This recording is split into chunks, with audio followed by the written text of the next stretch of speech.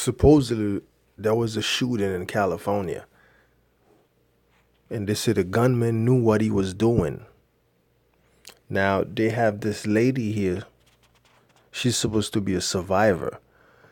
Now, I mean, I'm not saying it didn't happen, but it doesn't seem like her story add up.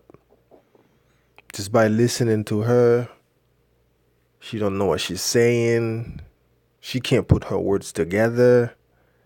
I mean, it doesn't add up. I mean, for somebody who was in a gun shooting, I mean, she's pretty calm and comfortable while she's talking. Like she's trying to remember what they told her to say.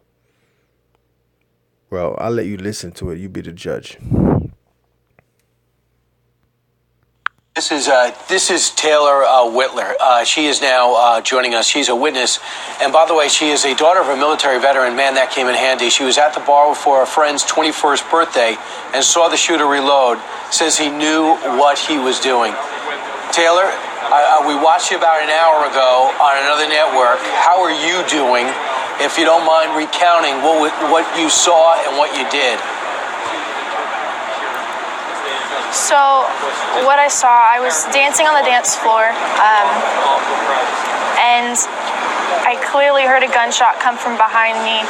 So I glanced back, and it was this taller man with a gun shooting multiple people.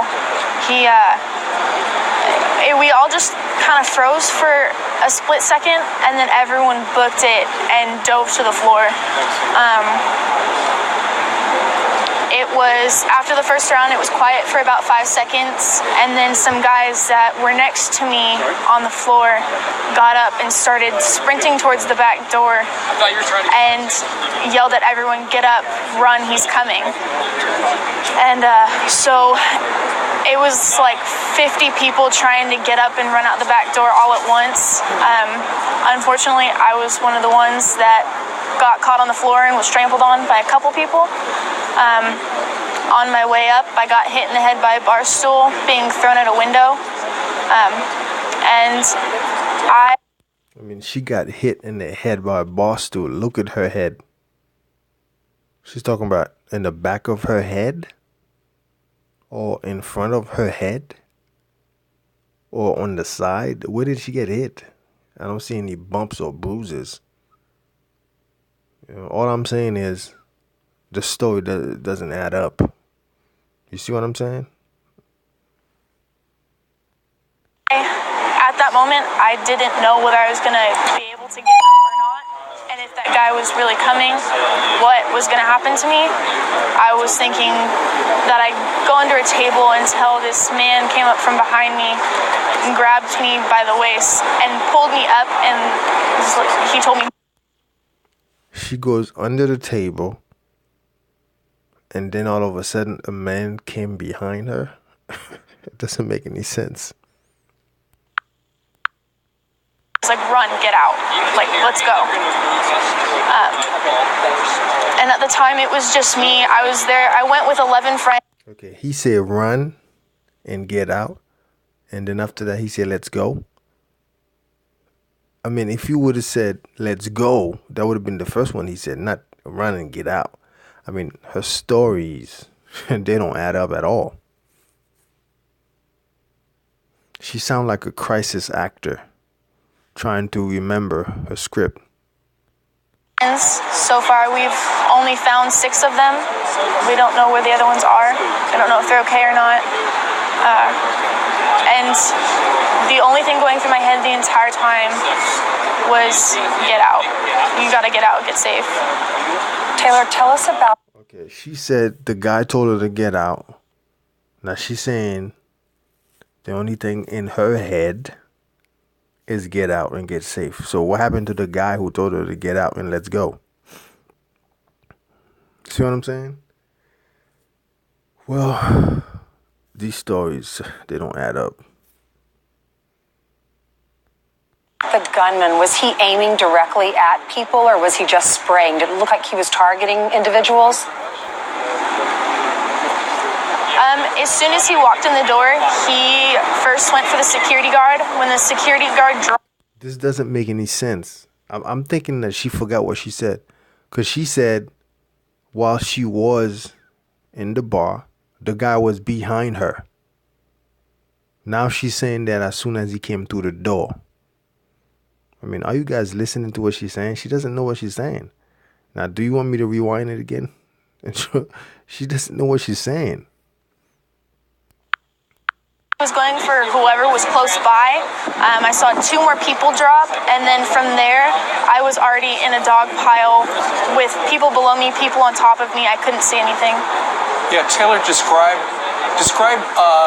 the gunman and his shooting, because apparently you told some folks that you thought you saw him reload. Did you see anybody actually get shot by him? All right, listen how she's going to answer the question, all right? She's going to say, soon as he walked in the door. But that's not what she said before. All right, let's go. At people, or was he just spraying? Did it look like he was targeting individuals? As soon as he walked in the door, he first went for the security. All right, here's what she said before from the beginning. All right, folks, just listen. Doing, if you don't mind recounting what you saw and what you did. So what I saw, I was dancing on the dance floor, and I clearly heard a gunshot come from behind me. Okay. She said she was dancing on the floor, and she heard a gunshot came behind her.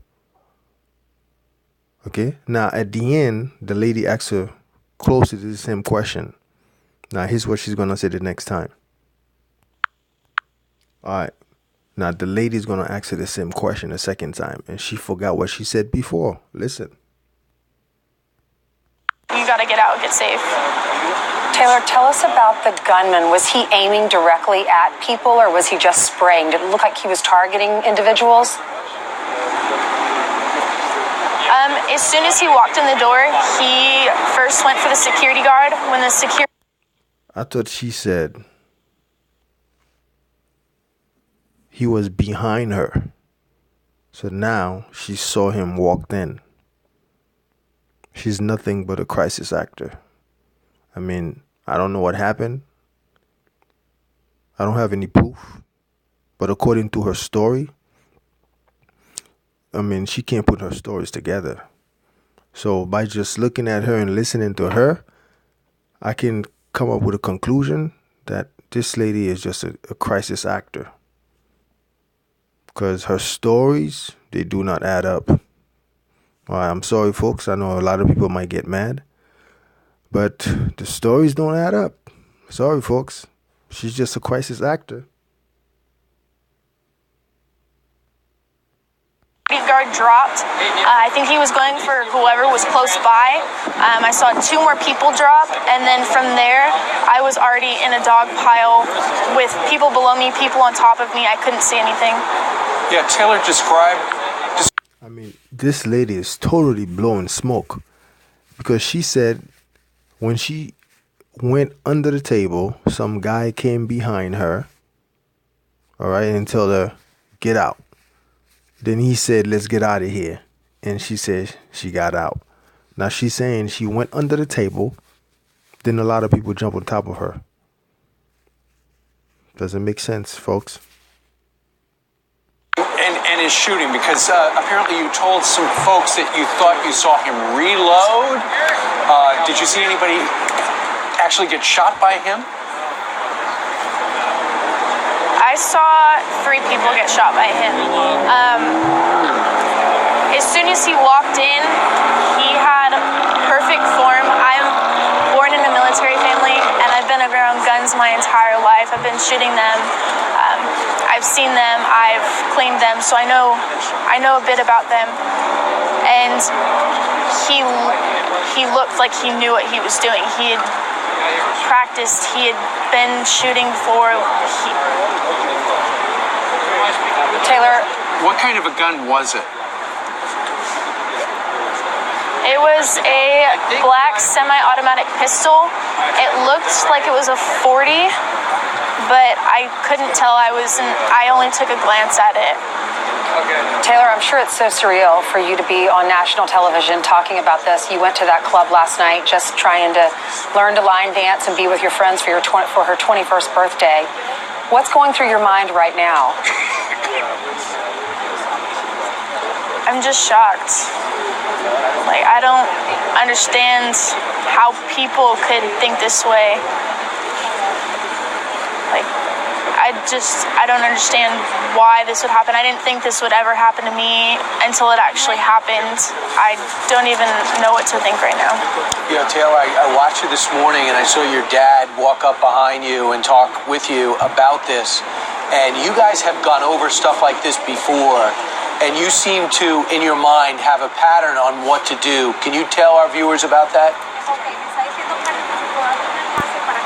So, growing up, it was always a scenario that we went over because of how times can be nowadays and how crazy people can be. And he always taught me, drop everything. It doesn't matter what you're holding. It doesn't matter what you're doing. You drop anything and you take cover. You take cover, you get out. You get safe. Yeah, you did. So that was the first thing on my mind, was to get safe. And you were able to escape to safety.